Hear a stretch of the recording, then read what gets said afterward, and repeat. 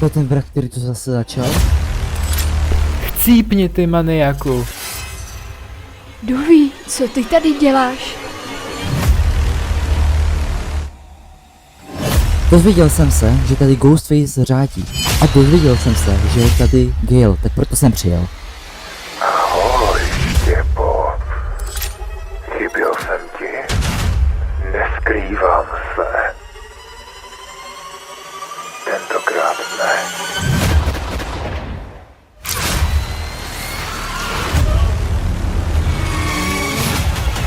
Tohle je váš konec!